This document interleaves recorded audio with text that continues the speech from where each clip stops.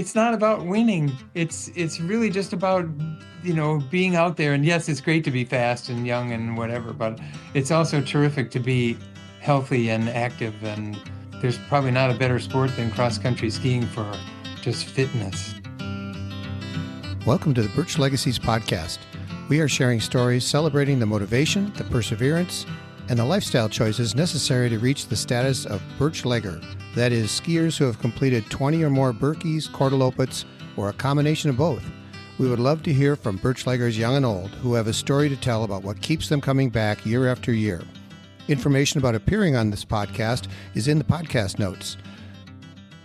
Hi, folks. Welcome back to Birch Legacies. And I'm here with Kurt Schroeder, a skier from LaCrosse who's got a whole lot of Birkies under his belt. And we're going to talk today about kind of how he got there. And Kurt, welcome to the podcast. Yeah, thank you very much. It's a pleasure. So I said you're from LaCrosse, and I got word of you from one of the LaCrosse skiers in your area. Said you've got to talk to Kurt. Why don't you tell us a little bit about yourself and what you've done, and we're going to get into your Birkie history in a minute. But it's always nice to hear what kind of people do in their regular world. Well, I'm an architect. I went to the University of Minnesota. I lived in Minneapolis for that time. I'm from LaCrosse originally, Okay. and then moved back to LaCrosse in 1991, and I cross-country skied both up there in Minneapolis and back here in LaCrosse. And we have a cabin. Our family, going back to 1924, has a cabin on Le, which isn't too far from Hayward, and so we've been exposed to that North Woods life. And I used to go to downhill ski racing camp at Telemark when Sure. when Tony Weiss would have a downhill skiing at Telemark, where they said the lodge was taller than the hill. Yeah. Oh, yeah. That's definitely the case. Well, it wasn't quite that bad. Well, that's a bit of an exaggeration, No. but it wasn't that big a hill to deserve the That's right. size of the chalet that they built. What kind of architecture did you do, or do you do? I was specialized in medical practice in clinics and hospitals and Okay. a variety of things. Also here in LaCrosse, we did we were a universal practice, so we did many things, schools and businesses, and we were very fortunate to have a wide variety of work, because LaCrosse is a great place, and my grandparents and great grandparents and family are here. My brother lives here, so it's been very nice to be in LaCrosse. Yeah. And there's actually quite a neat cross country legacy here in LaCrosse. There was a fellow named Fred Skemp he and his brother had this old smelly snowmobile, and they would drag a like a bed spring, Yeah. behind the snowmobile to groom a path for us to classic ski on. It was really like, just when you think of the modern machinery nowadays, it seems so archaic that we were, just making do with whatever we could. Then in terms of the skiing down in LaCrosse, I know that it's an absolutely beautiful area. I would guess most listeners are familiar with it because most of them are from the Midwest, but it's a gorgeous area along the Mississippi River, the bluffs and so on. And so you must have excellent terrain. What kind of skiing, or where do you ski there? There's a local golf course that connects with a local forest. So it's the Hickson Forest. Okay. And they allow us so the golf course is nice because with minimal snow, we can make something happen on the golf course. And then Yeah. if we get enough snow, we groom trails up in the woods. So we can probably get close to, well, I don't know, it takes maybe 8 or 10 kilometers of trails where, with various loops and kind of, we groom a bit of a spaghetti bowl out on the golf Oh, course. So you yeah. can get a lot of K in and, winding back and forth. Well, one of your previous podcasts, Duncan McLean, Yeah. he lived in town here, and when we'd get enough snow to ski on, we'd go on the golf course and just ski till you ran into something, and then turn and go another direction, like Pong or whatever those old games Yeah. were. Exactly. We just ski just like this direction over this hill around until you ran into something, a tree or a tree or a fence or a road. sand trap or Yeah, there you go. Oh, yeah, that's great. That's really good. So then when you're not skiing, or, when there's snow, what do you do? Are you kind of a year-round athlete or a year-round exercise guy? Yes, I am. We when I first moved to town, I ran into another guy in town here, Jamie Mannion, and and he was an early morning exerciser. So we met and we started riding our bicycles together. And then we other guys started joining us because at 5:30 in the morning we could go ride our bikes and get back and go to work or be Yeah. home for our kids. Or so we've continued that group. We call it the early morning anaerobic group, or maybe Jamie called it aerobic, but for me it was anaerobic. And It the kind of depends on EMAG. the person. Yeah, yeah. Yeah, right. The EMAG group. So we have a whole great group of people that meet to ski and meet to ride bikes and do kind of roller skiing and just training all the time and just staying active and kind of urging each other on. Yeah, it's Yeah. pretty great, fortunate. Yeah, we'll have 18-year-old guys out riding their bikes with us at 5:30 on a Tuesday or Friday morning, and then there's guys like me out there, it's, just like never mind, see, I'll meet you at the finish. Exactly. Yeah. Well, that isn't that nice though. I mean, it's just what a cool intergenerational deal, and I always appreciate the younger guys and young women that are able to are comfortable, hanging around with the old timers because we can't go as fast as they can anymore. But at one time, we were probably competitive at least. Yeah, and then that whole shared sort of they appreciate the skiing and the cycling and the fitness and it's really very nice. And the local downhill ski area, when we have low snow years like this, has allowed us to come out and ski around the base of the ski area, Okay. Mount Yeah. LaCrosse. So the many of those same guys who are out riding the bikes are now making laps around the bottom of Mount LaCrosse, and it's very fast. And I don't know if it's the best training because it's so fast on Yeah. on the man-made kind of icy snow. But Sure. So let's talk a little bit about the Birkies. So when did you do your first one? I was a student at the University of Minnesota. I worked at the lodge at Mount LaCrosse. I was in the rental shop, and Okay. a fellow came into the lodge with his Nordic suit on and a pair of long skinny skis and long poles and a big medal around his neck. Uh-huh. And it was like he was a doctor in town, Dr. Rudy Kaimowitz. And we said, what'd you get the big medal for? You're like 20 years old and you Yeah. say that. And Yeah. he said, oh, I just did the Birkebeiner. So three of my friends and I decided, well, we're going to go ski that thing and get some medals for ourselves, like That's whatever. awesome. Yeah. So I think I was 20 years old. And so that would have been 1978. I think I did my first one in 77 because my birthday's in March. So it was, and then, so one of the guys was an amputee. He lost his left arm in an accident. Okay. He finished the race. I believe he was the first amputee to finish classic with one arm. Oh my. And, and when you're young and sort of foolish, I had a pair of wool socks that were from my grandfather. They're like a Norwegian sweater sock, Yeah. like Yeah. heavy Yeah. wool with a Really heavy. pattern in Yeah. them. Oh, kind of an open knit. Yes. And I Yeah. thought that, okay, I'm going to wear those. I'm going to wear these knickers that I had. I'm going to wear my favorite cotton turtleneck and, like a cotton, I see where and this is going with the cotton yeah, turtleneck. I'm gonna go do that thing. Like no Yeah. no clue, Yeah. and hardly any training at all. And I had no wax skis with the steps, not fish Yeah. scales, but they had like notches, fiberglass poles, that, with big round baskets, Oh yeah. and 3-pin bindings, and these sort of plastic boots that I got somewhere on sale.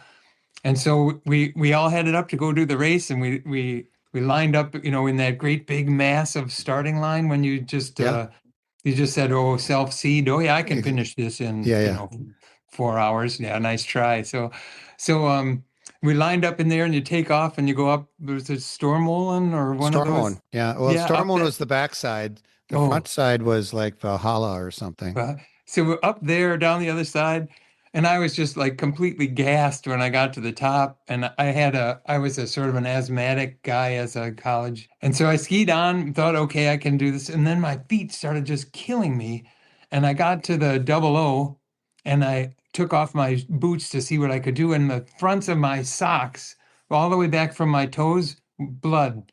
I had Oh bled no. through the sock. I'd rubbed all the skin off my toes with these really wool socks, like Okay. like like a steel wool. Yeah. And then I was wearing these, boots that were small and the 3-pin binding where you bend your foot, Yeah. It's right. really, So I tried to put Band-Aids on them, and then the socks got cold and froze. So I oh, tried to put wow. the socks back on, soften them up. I couldn't fit my feet back in the boots, so I got on the bus and met my friends at the finish and said, I'm never doing that crazy race again. Yeah. And how long did it take you to get back? 1 year? Yeah, right. I was back the next year and Yeah. made it, and that Wow. was a great experience. And ever since then, it's like, yeah, I can do that again. It's Yeah. just there's just something about it. You remember from those early days, there were Yep. times when it was just two tracks wide Yeah. going through the forest, kind of. Yeah. And then I skied 35 of them in a row, and then I broke my ankle at the Badger State Games, the cross country skiing, Okay. just 2 weeks before the Birkie in whatever year that was, 16 or something. And so I couldn't ski that one. And Okay. ever since Birkie number 3, I've skied with this good pal of mine named David Herbert from Okay. Rochester. We've stayed at the same place, same routine, same thing for, this will be our 45th year.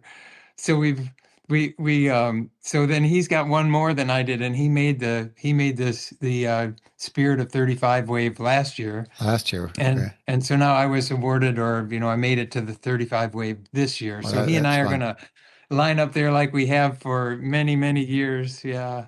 Yeah. Those early years when, you described to people, it really was one of those, the track was only two people wide and it was classic only because that's all there wasn't skating yet, Right, in the right. early years. And I still remember my first one was, just waiting in line for like 20 minutes to get up a hill because the people were going one at a time down the other side. They would Yeah. wait for each other because there wasn't room for two people side by side if they had to snowplow. So yeah, it's And such a different thing when you look at the trail today. do you remember the start from Hayward when we all started on Main Street Yep. and Yep. took off across the lake? I remember it was very cold, Yep. and my friend David and I put garbage bags over ourselves like the marathon runners Yeah. would Yeah. do. Exactly. And then we didn't want to take them off. It was too cold. So we skied across the lake and up into the woods. And then we thought we'd finally take these crazy garbage bags off, And then we just got really cold because we were nothing but sweat Sweat underneath. and yeah, inside, Uh, literally inside a baggie. Yeah. you're right. It just, these, you didn't really know very much. You just kind Yeah. of just went and did it. I got to tell you, one of my favorite memories of one of the cold Birkies, it was, or maybe it was a snowy Birkie, and I'd gotten to maybe the 40K or something, and Hmm. my my eyelids were almost frozen shut, and because you stop sort of generating much heat and you're just going Yep. on. And I got to the one of the rest stations, and this big volunteer guy, I remember it just that he took off his big mittens, and he took his palms, he crossed his arms over, and he took his palms and put his palm on each of my eye sockets Yeah. and held them there. And then he swept them to the side, and then I could see again, and all the ice is gone off my face. And I often think how much I owe that guy that I could finish because he, Yeah. No, I mean, just the volunteers. I mean, just yeah, shout out to them. This wouldn't happen without them. And that yeah, that particular case, that person really saved the day.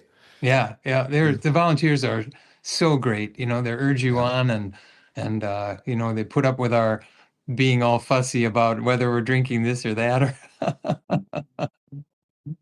So now, when you think about that, you talked about the first one. That's always memorable. We all, anyone listening who's skied the Birkie will remember the first one. What are some of the other ones that kind of stood out to you?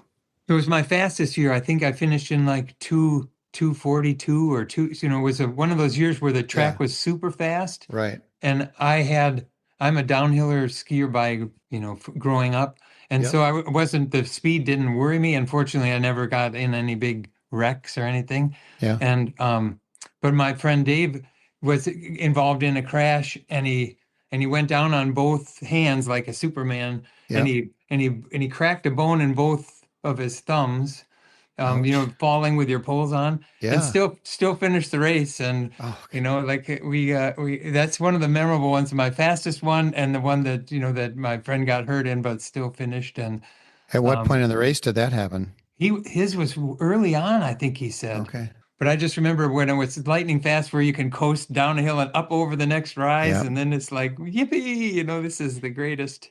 And then I'd always get booed at we called it Beeler Bend, the snowmobile corner there, where Yep. they would hold up the scorecards, Yep. because Yeah.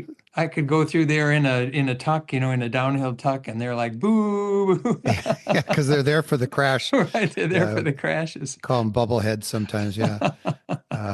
But I love them. They're just like, they're having an awesome time, and Yes. and uh, Yeah. and Yeah. they're there because they do respect what you're doing, but they like to taunt us with their cheers and jeers. So There was a family from LaCrosse that moved up to the Hayward area, the Heschlers, and they host the 39K club, yeah, and okay. and so I've stopped there a number of times. I've never partaken in the shot Yeah, ski that the they offer. Jägermeister or whatever it is. Yeah, that's the one right after Mosquito Brook, right there, Yeah, right. at the top of that long hill. Yeah, Yeah, that one. I've done a few dances for them as I go by because they have the drums and the music and all that.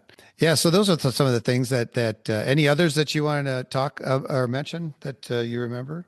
one year, some friends of ours from sailing, they're up there in Lake Coudray, Mm-hmm. were the Duffys, and it turns out the Yep. Duffys were Tom and Carol were the first two people to finish the World Lopet, and Yes, they uh, were. Yep. and I and heard so that. my third year, I didn't have a place to stay, and the Duffys said, "Oh, come and stay with us." And then I'd had my dumb clothes, and they said, "Well, here's a suit you can wear," because they were skiers. So Yeah. I remember that they hosted, and I think we started in town, so you could almost walk from their house to the start, and that was they were really great. And the fact that Carol went on to ski and do so well in so many races, and Tom, they're just wonderful people. Hmm. Tom was on the foundation board, wasn't he? Yeah, yeah, Yeah. they're a big name in the Hayward area and continue to be. So you talked about your EMAG group and some of the things. So you do the biking. Do you do other kinds of things? Do you do some running or have you or? I'm I have some arthritic issues with my hips, so they said I shouldn't run or I'm gonna exacerbate that problem. And Hmm. cycling doesn't bother it, and skiing doesn't bother it. So I don't do much running, but I'm a sailor and I Okay. sail lasers. It's a single-handed boat that's in the Olympics, Yeah. and I'm not, but it is. Do you do that on Le Coudray then too? On the Kootenai and here in La Crosse on Lake Onalaska, Yeah. and I sailed many times on Lake Calhoun in Minneapolis. Okay. It's not named Calhoun anymore, but Bede Makaska. Yeah. yeah, and then Yeah. and Lake Minnetonka, and then a tennis player, and I've just been fortunate to be um, like a good enough athlete, but not a great athlete. Okay. You could do a number of things, but not necessarily be Yeah. really a master. What was Yeah. a jack of all trades, but a master of none, sort Yeah. No, that's right. I mean, that's the thing. I think again, um, I knew when I started this podcast and wanted to share some of these stories. I just knew there were lots of people like you out there that because it reflects the fact that you just like being outside, being active. It keeps you healthy. One of my favorite quotes from one of the earlier guests was that the Birkebeiner is like a checkup and a birthday.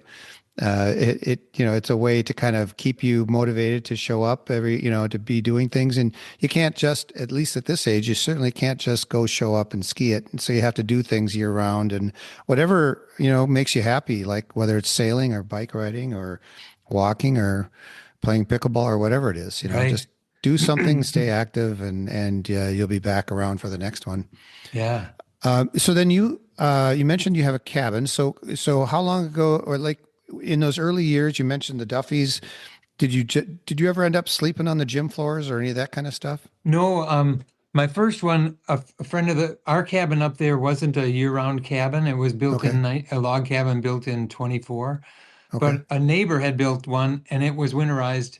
So my four friends and I went up there to go up and ski the race. We're Hmm. all our first time, and the heat wouldn't turn on. So we Oh, made a big fire in the fireplace, and we made we our dinner was baked beans in a can, roasted over the fireplace. That might have had something to do with you not making that first Birkie. Who needs nutrition, Oh right? yeah, Just sticks to yeah, the ribs. right. And so then we stayed there the next year, and then we went. Then I get the Duffys, and then I ran into this my dear friend David Herbert, and he's their family has a place on Spider Lake, Okay. and that's where we've stayed the last 40 plus years is there, and we've turned over many people, many great skiers, and many good friends, who've come and gone, and some due to health reasons don't ski anymore, and family reasons are moved out. But David and I still, we kind of push each other with in friendly ways. And Yeah. neither one of us is. We're gonna. He was in the as you were in the 35 wave. He said it's hard Yep. watching 2,000 people pass you. So tell me, do you remember the year that Bjorn Dali skied? I do. I Yeah. remember that. Yeah. Yeah, I remember I skated, and I don't know exactly why, but the classic track was longer to get to double O, so I think the skaters were in front of those lead classic guys. So Okay. I remember we're skating along, and somebody said, here he comes," and he and the fellow it's an American guy, they raced the whole thing side by, Yeah. right out. But I remember, well, how often can you say you raced against Bjorn Dolly? Bjorn Dolly. Yeah. No, that's right. Yeah. I didn't see that myself because I was slower, I'm sure. Do you guys go up on the day before or on Friday or Thursday or when do you go Yeah, up? now that it's changed, there's some friends that are doing the Wednesday race, the open Mm-hmm. track, and then some do the Friday Cordy. Cordy. And so our plan has always been we go up on Friday and stay Friday night. And we used to wax that Friday night, like, Yeah. because you didn't know what the weather was going to be until Right. practically you woke up the next day. So but now we kind of come more prepared, and we make a nice, big dinner, and then we tell stories and stuff too late Yeah. into the night. But we always played it, very, very carefully, because you respect that race and you Oh respect yeah. that distance, and you're just somewhere it's gonna all come back to get you if That's you aren't right. careful. Well, and we've got the day after, the night after the Berkey is one of my favorite nights of the year just because you've done it and it's another 364 days before you have to do it again. And you can, I now at this point, I mostly fall asleep, but I Yeah. do remember staying up and having a nice big steak dinner or something like that. You mentioned in your notes to me about the WOJB. You're a regular WOJB Berkey guy? Yes, I've often just by chance, there'll be someone with a microphone at the finish line saying, "Would you like to say anything?" Yeah. And it was always nice for me to give a shout out to Dave's mom, who would make us our meals, or to my parents were often up there, or it's that WOJB does such a great job, and They do. all the whole race long, and then they play the great music beforehand, Yeah. and yeah, it just gets you in the mood. For sure. Yeah, listeners, if you're not familiar with WOJB, it's the native public radio station in the area just outside of Hayward at Reserve, Wisconsin, and they play year round. I have an antique radio in my cabin up there, and I never change the dial. It just stays on WOJB, and the Saturday morning big band and the Friday night or the Saturday night honky tonk show, and it's just a great thing to have as part of it. And you can depend on them to be playing Birkie songs all evening on Friday night to get you in the mood. That's right. Yeah, and they Yes. have the weather reports and they have the live feed during the race and as the racers are coming in most of the afternoon. So it's really fun. One of the reasons I wanted to do this podcast is to just hear from people like yourself. And you want to share a little bit about what the Birkie kind of means to you? It's so many things. There's there was a term I think I saw in like one of the magazines about your tribe, like this are the people Yeah, you fit in with, my crew, or my yeah, where I belong. I That get it. Yeah, just You just feel like these are all people of we share this same love of outdoors and love of skiing and being healthy and eating right, and challenging ourselves Hmm. to do this. And, when you ski the race and I finished like 2010th, or whatever you Yeah, might, yeah, yeah, what difference does it make what you finish? It yeah. doesn't, That's right. it ends up being just the sheer joy of the challenge to yourself. You do it because it's hard, not because it's easy.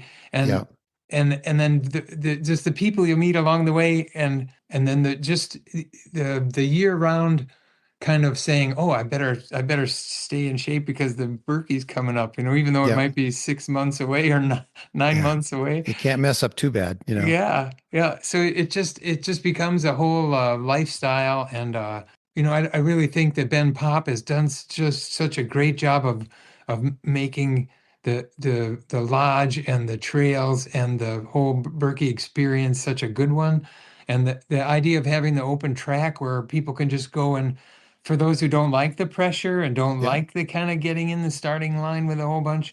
yeah, It's why not? It's great. The whole yeah. idea is to ski and be out there. And and for me, I line up back from the start because I don't really want to be in all the hubbub, but Right. then it is fun to get in sort of a group and be going along and get in a rhythm and join the conga lines up the hill and then Yeah. swoosh down. Yeah, it is, again, most of the listeners have done this and know what we're talking about, but that idea that somewhere, 5 to 10K out, you're going to be with your people, that Yeah. group of people who are still together at that point, they're kind of going to ski the whole race mostly together, and you'll be talking to them. And then afterwards, pat on the back, nice race. And whoever ended up getting a little further ahead on the lake or whatever, you just kind of congratulate them. And yeah, it's such a wonderful experience, I think so. If you had advice, we all know people that are just starting out, or maybe they've got 15 in, and what do you want to tell them about, becoming a Birchlegger, or just keep going, just, what would you share with them? Yeah, I think you're right there. It's keep going, and don't worry about how you do. And for me, I'm not a strong guy, I'm a technique guy. So watch people ski and learn a good technique, whether it's classic or skate, and then work on the technique, and the rest of it then becomes natural. And so I think that's so important. And we had one fellow in town here who was a very fast ski racer, and he got passed by a young guy who was learning and new, and he was so disappointed to get passed by a young guy that he quit. It's like, Oh, no, it's not about winning. It's really just about being out there. And yes, it's great to be fast and young and whatever, but it's also terrific to be healthy and active, and there's probably not a better sport than cross country skiing for just fitness. well, gosh, thank you so much for that. Is there anything else that you'd like to share with folks, Kurt? It's been really a pleasure talking to you today. It's just the joy of being out there, and I would just urge anyone to try skiing, and I sure hope we don't get so much warm weather that we don't have as much cross country skiing around the upper Midwest as we used to. But it's just a terrific sport and a great lifestyle. Well, again, thanks so much, and I look forward to seeing you in a few weeks at the Birkie. And I appreciate the time you took and sharing your stories with everybody. You're welcome, John, and thank you for your podcast. It's a great thing to do. Thanks for listening. Please check out the podcast notes to see links to the Birch Leggings Club and the Birkie website. If you've skied a combination of 20 Birkies and or Korties, I encourage you to join the Birch Leggings Club. If you'd like to tell your Birkie story, please contact me, John Peterson, at my email listed in the podcast notes or by filling out the guest application form linked there. Please subscribe to our program wherever you get your podcasts and leave a review. You can also text us directly from your phone or computer using the quick link in the notes to let us know how we are doing.